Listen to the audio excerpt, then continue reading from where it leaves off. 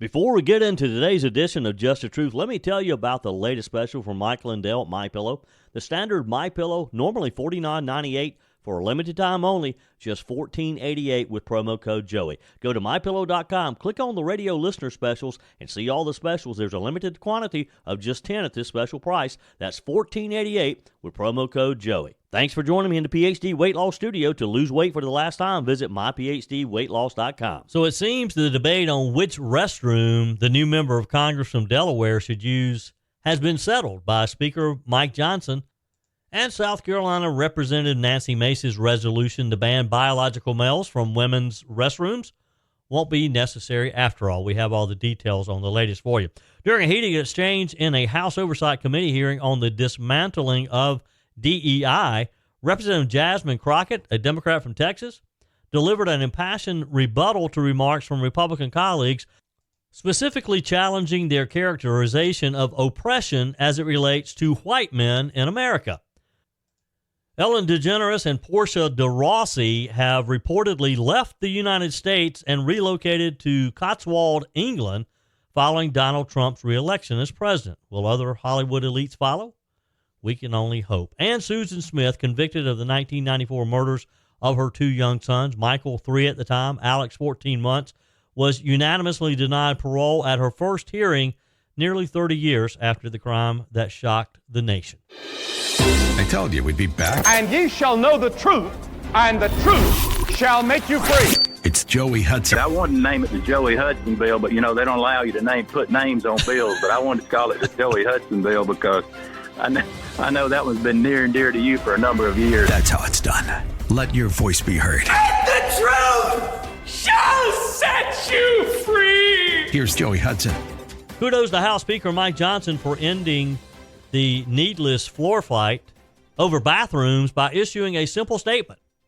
The speaker yesterday said, quote, all single-sex facilities in the Capitol and House office buildings, such as restrooms, changing rooms, and locker rooms, are reserved for individuals of that biological sex. It was just that simple. Representative Nancy Mace, we talked yesterday about her resolution to impose the policy.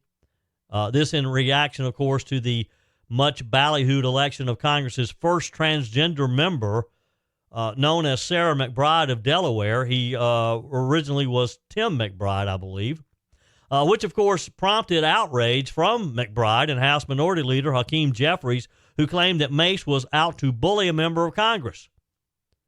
Look, it's real simple here. Nancy Mace, she may like the cameras, she may like the publicity, but she's also a survivor of rape when she was 16 years old, and an all-around women's rights backer. As a state legislator here in South Carolina, she led the way to pass a ban on shackling pregnant women in prison and to get a rape exception into an abortion limits law. Nancy Mace has always been one to defend the rights of women. And she and Marjorie Taylor Greene and others, they deserve the protection of being able to go into a women's restroom in the U.S. Capitol and not have to worry about a man in a dress walking in on them. It's just that simple. And with the GOP's majority about to take control in Washington, it appears that the whole trans issue is going to be front and center. For example, Republican leaders from Congress expressed serious concern with the Mountain West Conference about transgender women participating in women's sports. You've heard about this probably. It's been in the headlines for months now. 13 officials signed a letter to Mountain West Commissioner Gloria Nevarez, urging the conference to prohibit transgender athletes from playing against biological women. The letter, signed by members of the U.S. House and U.S. Senate, says, we write with serious concerns about the safety and fair competition standards for female athletes participating in the Mountain West Conference. The letter was sent amid controversy at San Jose State University, where Blair Fleming, a transgender woman, plays for the women's volleyball team. Several teams this season have forfeited their games against the Spartans because this man is playing on the opposing team. The letter states, Title IX was established over 50 years ago to even the playing field for women. Since its implementation, women have participated in safer and fairer competition, but recent events have shown this at risk. Recently, members of your conference have forfeited games. Now, this is referencing some of the women's teams have just forfeited games against this team because they don't want their players playing against a man. The letter goes on, risking their competitive standings to ensure the safety of their female athletes. The Mountain West Conference's failure to prohibit biological males from competing in women's sports is unfair to the women and girls who have worked tirelessly to compete at the collegiate level. We applaud the bravery of these female athletes and the universities in our home states for taking a stand to preserve Title IX when the Mountain West Conference would not. Permitting biological men to play in women's sports is not equitable. It is an injustice, the letter says. Under these guidelines, it is only fair that biological males play men's sports and biological females play women's sports. Clearly, the Mountain West Conference has dropped the ball. It goes on to say, life isn't fair, but sports should be. We urge you to address these inequities in women's sports in the Mountain West Conference immediately, and we look forward to working with you to support women in collegiate sports. Fleming has been one of the top players in the conference and an offensive anchor for San Jose State this season, even amid the controversy. Fleming is third in the conference in average kills per serve with 3.86 and amassed 297 total kills on the year despite playing 7 fewer games than expected due to forfeits. That in itself should show you how unfair this is. Those statistics should show you that a man playing women's volleyball has an advantage. And he has helped San Jose the third best, amass the third best hitting percentage in the Mountain West. What started some of this was Fleming's teammate, Brooke Slusser. She is part of a lawsuit against the NCAA, and she filed another suit alongside other Mountain West players against the conference over the alleged presence of her transgender teammate. Slusser has alleged the school deliberately hid Fleming's natural birth sex from her and other players on the team and around the conference.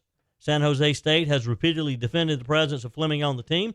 In a statement provided to media by a university spokesperson, they said, our athletes all comply with NCAA and Mountain West Conference policies and are eligible to play under the rules of those organizations. Our volleyball team members have earned the right to compete, and we're deeply disappointed for them and with them that they are being denied those opportunities through cancellations and forfeits. We're also proud of how they have persevered through these challenges on the court. So they're disappointed that some of these female teams, these young women, don't want to compete against a man. And they're disappointed that these teams have stood up to this and have forfeited the games they have sacrificed. And they hide behind the fact that, well, we're falling within the guidelines here. They're eligible. Well, the conference, the Mountain West Conference, and the NCAA needs to make it clear. And it's very simple. Just like Speaker Mike Johnson's letter about the use of restrooms in the U.S. Capitol, it's very simple here. It could be settled by saying, by the conference, all conferences, the NCAA saying that females will compete in female sports. Biological females will compete with biological females. Biological males will compete with biological males. It's just that simple. And why we can't get to that point, I don't understand. Moving on, during a heated exchange in a House Oversight Committee hearing on the issue of dismantling DEI, Representative Jasmine Crockett delivered an impassioned rebuttal to remarks from Republican colleagues, specifically challenging their characterization of oppression as it relates to white men in America. She seems to have an issue with white men. Listen to the exchange. Consistently said over and over the word oppression, and every time that you said it, it was almost as if I was hearing nails on a chalkboard, because it seems like you don't understand the definition of oppression, and I'd ask you to just refer to Google to help you out. Oppression is the prolonged, cruel, or unjust treatment or control. That is the definition of oppression. And so as I sit here as a black woman who practiced civil rights, let me tell you the reason that my colleagues wanted to make sure you understood the same black history that your side of the aisle wants to delete out of classrooms is because you can then misuse words like oppression. There has been no oppression for the white man in this country. You tell me which white men were dragged out of their homes. You tell me which one of them got dragged all the way across an ocean and told that you are going to go and work. We are going to steal your wives. We are going to rape your wives. That didn't happen. That is oppression. We didn't ask to be here. We're not the same migrants that y'all constantly come up against. We didn't run away from home. We were stolen. So yeah, we are going to sit here and be offended when you want to sit here and act like, and don't let it escape you that it is white men on this side of the aisle telling us, people of color on this side of the aisle, that y'all are the ones being oppressed, that y'all are the ones that are being harmed. That's not the definition of oppression. You tell me the prolonged, cruel, or unjust treatment that you've had, and we can have a conversation. That is one angry woman. What do you want to bet she's in favor of letting the man use the women's restrooms? Your comments are welcome on the Furman Ford text line, 864-477-JOEY. That's 864-477-5639. Emails always welcome, joey@joeyhudson.com. This year, I really thought I was going to have to boycott the holidays. I was going to lock myself away and not come out until 2025.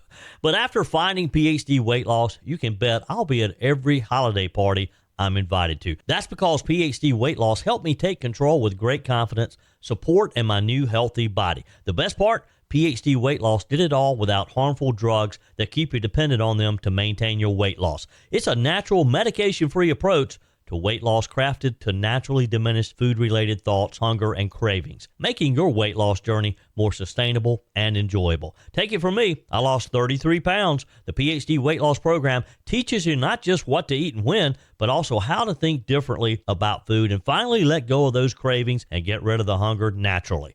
Don't lock yourself away this holiday season. Call PhD Weight Loss today at 864-644-1900. That's 864-644-1900, or go to myphdweightloss.com. You know, since it was announced that Elon Musk and Vivek Ramaswamy have been tagged to team up to tackle government efficiency, I've mentioned to you how exciting this is for me to watch these two men just forget about all the bureaucracy that professional bureaucrats think that we have to have in our government. These two men are going to look at it from a pure standpoint of what is efficient, what is not. If this is my company, what would I do? Musk and Ramaswamy are reportedly taking inspiration from Milton Friedman's philosophy as they prepare to lead President Trump's newly announced Department of Government Efficiency, known as DOGE. Their mission? To streamline the federal government, eliminate redundancy, and focus resources on core functions, on the things that government should be doing. Now, Friedman, who, the Nobel Prize-winning economist, advocated for a very minimalist government approach. In a decades-old interview, Musk yesterday shared on his X account Friedman providing a thumbs up or thumbs down on various federal agencies. His views could serve as a blueprint, some think, for Musk and Ramaswamy's plans as they move forward. 14 is a lot for television, so I want to just go right down the list quickly and have you give me a thumbs up or thumbs down. Keep them or abolish them. Department of Agriculture. Abolish. Gone. Department of Commerce. Abolish. Gone. Department of Defense. Keep. Keep it. Department of Education. Abolish. Gone. Energy. Abolish. Housing. Except that energy ties in with the military. Well, then we shove it under defense. That's the little right. bit that handles the nuclear, Right, that ought to go under plutonium defense. and so forth goes under defense, but we abolish the rest of it. Health and Human Services. There is room for some public health activities to prevent contagion, such a thing as, for example. So you'd keep the National Institutes of Health, say, and the Center for Disease Control down not in the Atlanta? National Institute. Oh, no? Those are mostly research agencies. No, that's a question of whether the government should be involved in financing research. And the answer is no. Well, that's a very complicated issue, and it's not an easy answer with respect to that. We'll eliminate half of the Department of Health and Human something Services? like that. Okay, one half. There we go. Housing and Urban Development? Out. Oh, didn't even pause over that one. Department of the Interior? Oh, well, but housing and urban development has done an enormous amount of harm. My God. If you think of the way in which they've destroyed parts of cities under the rubric of eliminating slums. Jack Kemp. You know, you remember Martin Anderson wrote a book on the federal bulldozer describing the effect of the urban development. There have been many more dwelling units torn down in the name of public housing than have been built. He has the right idea, doesn't he? I mean, when he and you had to kind of see the video on this too. You just got to hear it, but I mean, he was very quick on the draw with that thumbs down. When asked about the Department of Agriculture and Commerce Department, he deemed them totally unnecessary. Department of Education, he argued education should not be federally controlled. Send it back to the local level. How many of you, let's do a little poll here, and you can text me and you can email me. We've talked about for years now about dismantling the Department of Education. Do you think that the Trump 2.0 will finally get to the point that they will, in fact, dismantle the Department of Education once and for all? Do you think we'll stop talking about it and that Trump will actually do it? Send me a text, email me, joe@joeyhudson.com. Do you think, this is sort of our unscientific poll here, that Republicans are serious about truly dismantling the Department of Education this time? Freeman went on, when asked about the Department of Energy, he says only its nuclear programs are essential and that should be moved under the Department of Defense. Health and Human Services suggested keeping public health functions but slashing much of the rest of what they do. He said that, as you heard, the Housing and Urban Development has hurt housing more than it's helped. And he went through the list. Interior Department advocated for its dissolution once federal lands were privatized. Labor and Transportation Departments, he says they're redundant. He talked about reforming core functions of the Department of Defense, Department of Justice, Department of State, and Treasury Departments. Veterans Affairs, he says that we need to support veterans, but we don't need a whole cabinet position to do it.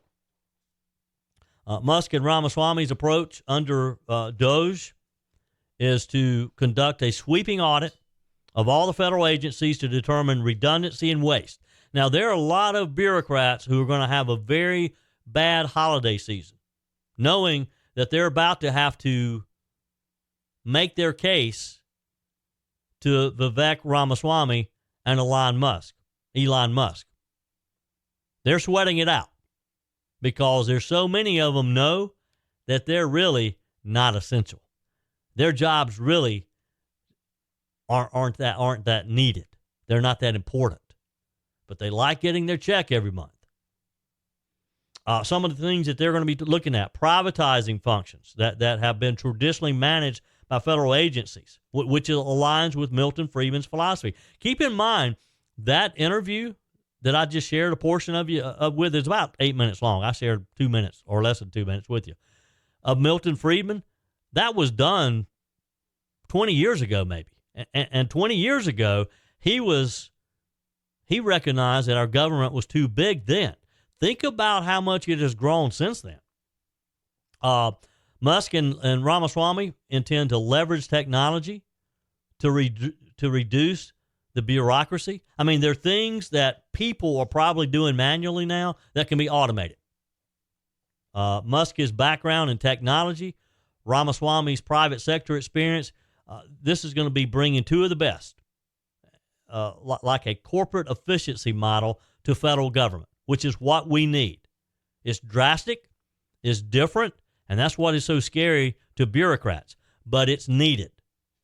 The implementation of these radical changes is what's needed now. The bureaucrats are going to be working overtime to fight it. There's going to be a fight, so get ready for it.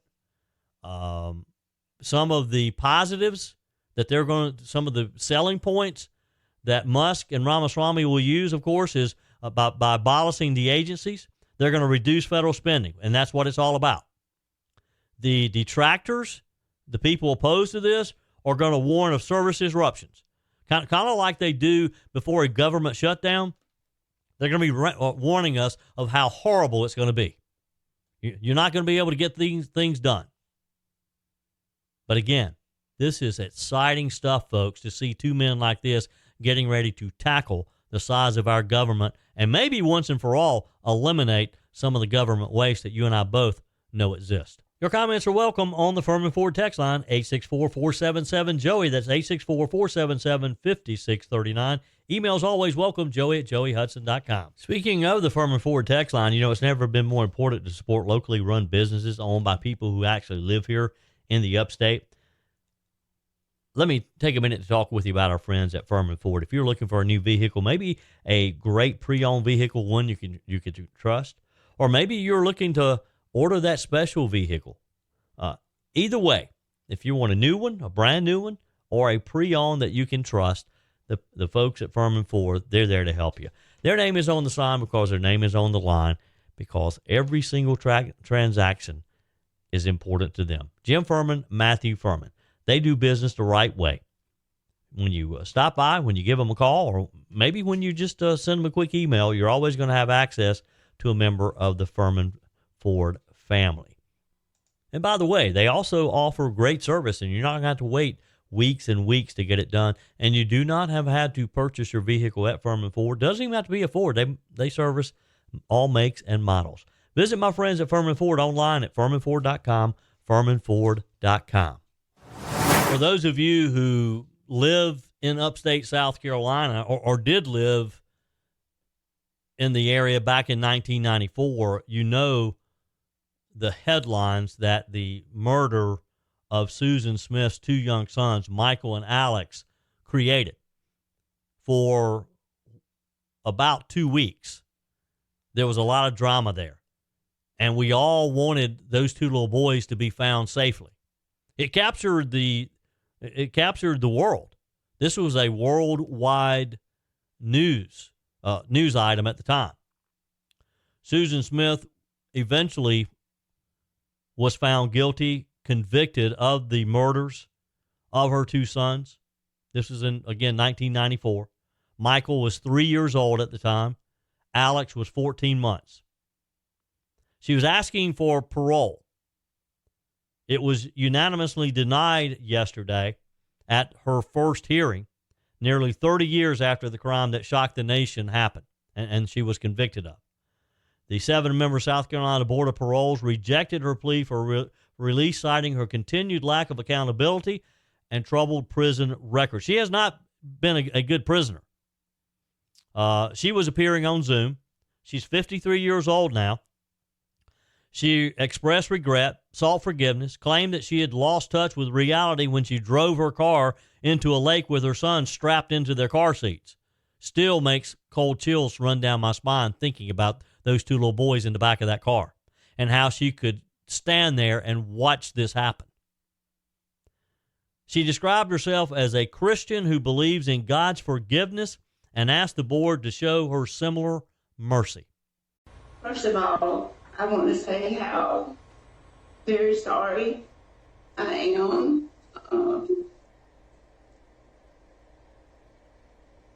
It's okay, Susan.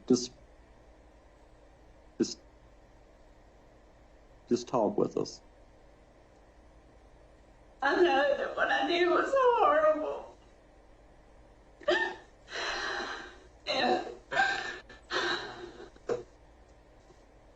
And I would give anything if I could go back and change it. Yeah, but you can't. You can't go back and change that horrible act of violence that you committed on your own flesh and blood. The parole board highlighted Ms. Smith's troubling behavior in prison, including sexual encounters with correction officers, possession of contraband like marijuana, self-harm incidents, and involvement in unauthorized dealings with the documentary producer. Smith deflected responsibility for these incidents, claiming that she trusted the wrong person or that she had been misunderstood. It sounds to me like this lady is just always the victim, isn't she? It's always somebody else. I mean, that was her excuse for killing her two little boys was that she and her husband were having some marital difficulties. The story that the prosecutor at the time painted was that she did not want to be held back by her two sons because she had a boyfriend. So she killed those two little boys. Smith's attorney argued that her crime stemmed from mental illness. So she's mentally ill, all right. But I don't know that means that she should be let out on the street. Yes, it's been 30 years, but she took the life of those two little boys. Her attorney pushed back against the prosecution's original claim that her motive was to win the affection of a man. He noted that her efforts at rehabilitation, including mentoring inmates and pursuing a degree in Christian counseling, had changed her. Her ex-husband's not buying it, though. The father of Michael and Alex passionately argued against her release, stating that 30 years was an insufficient punishment for taking the lives of their sons. I can't imagine what that man feels, knowing that his wife, the woman who gave birth to these two innocent, sweet little boys, took their lives. Prosecutor Tommy Pope, who is now a state member of the State House of Representatives, emphasized that the premeditated nature of Smith's actions, he described them as calculated and caused immeasurable harm to the boy's family and the entire community. He said she should not be released until every living person who remembers Michael and Alex is dead, and that won't happen in her lifetime. Tiffany Smith, David Smith's current wife, spoke of the ongoing emotional toll that Smith's actions have had on her husband and their entire family, noting that her stepsons were forced the death penalty. Well, thank goodness the parole board did not buy any of Susan Smith's tears. They swiftly denied Smith's request, ensuring that she remains in prison for now. She'll be eligible to reapply for parole every 2 years, meaning that the victims' families will repeatedly face the painful process that they went through yesterday opposing her release.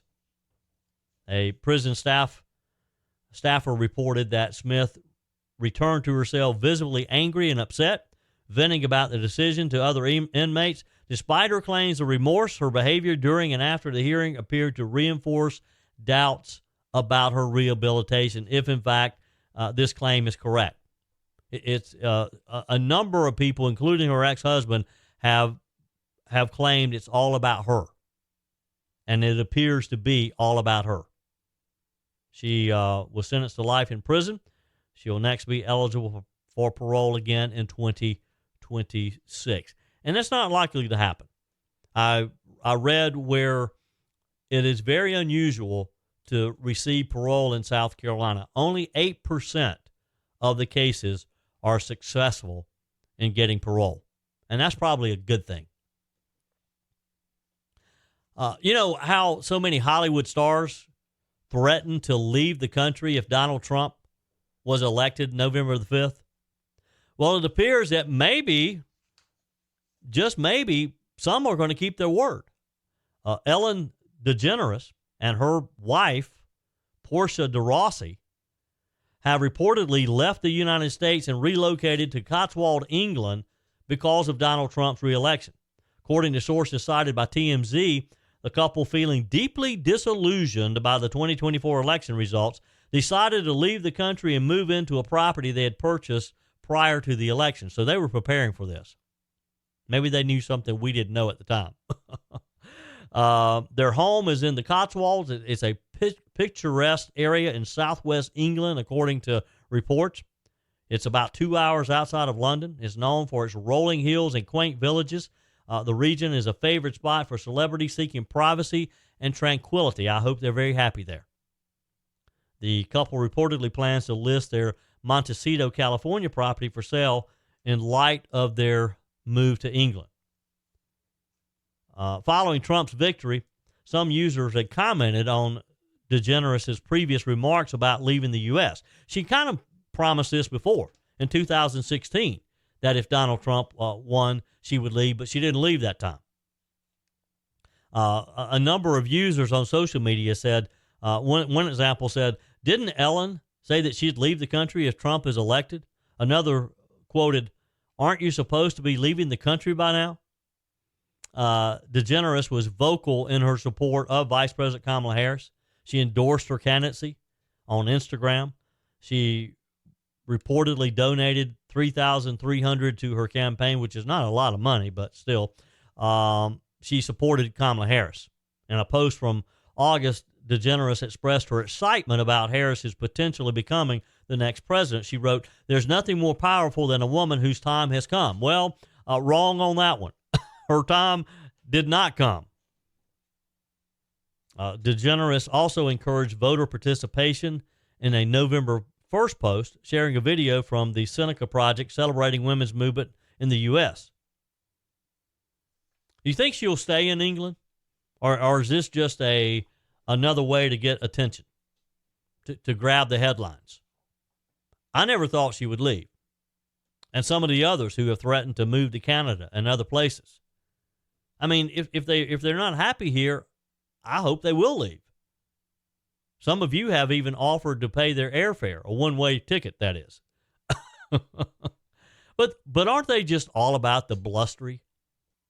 Ellen has retired. She's no longer on her daily program. And I think she just wants the attention. I don't think she's serious about it. Before we know it, she'll be buying another mansion somewhere in California or maybe up in the Hamptons in the Northeast and coming back. Because the bottom line is, even though you may not like Donald Trump, the U.S. is still the best nation to live in, the best place in the world to live. England's wonderful. I've been to England several times, been blessed to travel over there. But it's nothing compared to the U.S. No country in the world compares to the U.S. And I got a feeling that Ellen and some of these others, who are some of the others that threatened to leave? They don't come to mind now. Maybe the boss. Did Bruce Springsteen say he was going to leave? Again, let the door hit you in the rear end. You can't leave fast enough. Because if you're going to leave because of the election, you don't need to be here anyway. You don't need to be here taking advantage of all the great things that happen in this country. Our freedoms, our freedom of speech. You should leave. And don't come back. Stay wherever you move to. Ellen, stay in England. Develop, maybe you can work on your English accent over there. Wow. Okay, you tell me, how long do you think Ellen will stay away? How long do you think they'll remain in England before they move back to the U.S.? Text me, email me, joe@joeyhudson.com. Your comments are welcome on the Furman Ford text line, 864-477-JOEY. That's 864-477-5639. Email's always welcome, joey@joeyhudson.com. Whether you're replacing a broken appliance or maybe you're just upgrading, you're totally remodeling the kitchen, when it's time to get those new appliances, when you're ready for them, you don't want to have to wait weeks or even months to get started using them, right? Well, that's not the case when you shop with my friends at Discounted Appliance Warehouse. With over 11,000 square feet and 1,500 appliances at any given time, you can buy today and use today quite often. I'm talking about shopping with my friends at Discounted Appliance Warehouse in Pickens. It's worth the short drive over to Pickens. Jeff, Johnny, Kyle, the whole team over there, they'll take good care of you. They have an award-winning service department, expert installation, extended warranties, and at Discounted Appliance Warehouse, they treat you like family. You're more than just a credit card swipe to all the team over there. Discounted Appliance Warehouse, they're proud to offer Speed Queen, the only washer and dryers with manufacturer's warranties that cover parts and labor. You owe it to yourself, if you're looking for a new appliance, to head over to Pickens to Discounted Appliance Warehouse online at dawpickens.com, dawpickens.com. The GOP picked up another seat in Congress, this time Nick Bagish, a conservative Republican in Alaska. That makes it 219 seats for the Republicans, 213 for the Democrats. We'll get into that in just a moment. First, let's read some of your text here, get you up to date. Texter, morning, Joey. I keep waiting to see if Carrie Lake will have a place in our new government, but so far I've not heard her mentioned. She would be a great addition, as my opinion of her is very good. Hope President Trump will feel the same way. Maybe he is saving the best to last. As far as deportation goes, we have some nutty governors who need to go as well. Fred writes, bottom line, technically the feds could roll in and pick up an illegal alien and whisk him or her away and out of the area. However, it makes it much more efficient if local authorities cooperate by allowing the use of local facilities and resources like correctional facilities, police departments, booking areas, personnel, etc. Then if an incident occurs everywhere, everyone is on board. The last thing anyone wants is an incident occurring and overlapping investigation getting compromised, etc. This is in response to, we've got these Democrat mayors, Democrat governors who say they're not going to stand by and let Trump's new Department of Justice, the Homeland Security led by Tom Homan, let them come in and disrupt their communities with the mass deportation. Dennis writes, Joey, a trans woman should not be in a woman's private spaces, including restrooms. However, I do not want them in men's restrooms either. I believe a man dressed as a woman would make men uncomfortable and could potentially put young men and boys in danger also. If we're going to allow this craziness, the only way to fix it would be to have 3 restroom types: men, women, and confused. Just to be clear, I have no problem with gay people. I have several friends and relatives who are gay, and they even think this trans push isn't right either. Dennis and Anderson. Thank you, Dennis. Texter, Joey, I'm a little concerned about Trump revealing so many details about his plans. He's given the Democrats the time to prepare and sabotage his plan. Why is he doing this? Ugh. Maybe they can't, but it seems that they sure are working hard at it, despite the fact nearly the whole nation turned red. We don't want them disrupting Trump's plans. Sherry in Georgia. Thank you, Sherry. She says, thank you for all you do. Thank you. Appreciate you listening, Sherry. Texter, Joey, these gangs or crime organizations out of Venezuela that are here across the country, we have to send in military groups. You take them out and you send them home in body bags. Otherwise, they just keep multiplying. Boy, that's extreme. But hey, you may be right. There probably is going to be some violence before this is over, because these gangs, they've got a good thing going on over here.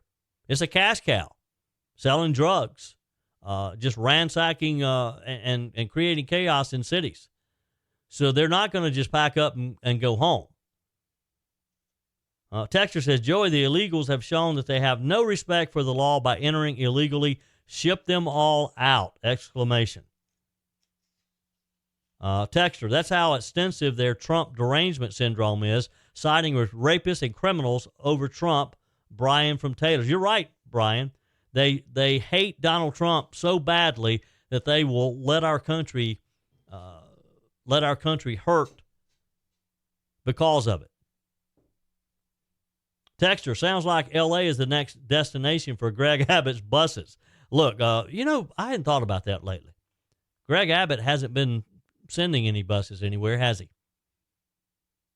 Interesting. Good point. Texter, hi, Joey. Can't Trump cut all the federal funding to these sanctuary cities? Well, he probably could. I mean, he certainly could have the Department of Transportation, for example, to not do any work on the roads and that type of thing. There's a lot of federal money that goes back to local cities, local counties. That might be a good way to approach it. Texter, the illegal aliens will be deported. Let's call them what they are, and they're not illegal immigrants. They are illegal aliens. Thank you for correcting me there.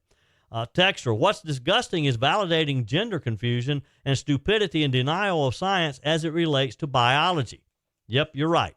And it looks like Speaker Johnson wasn't going to play around with that when he just issued his command yesterday. And look, the Speaker of the House has that prerogative.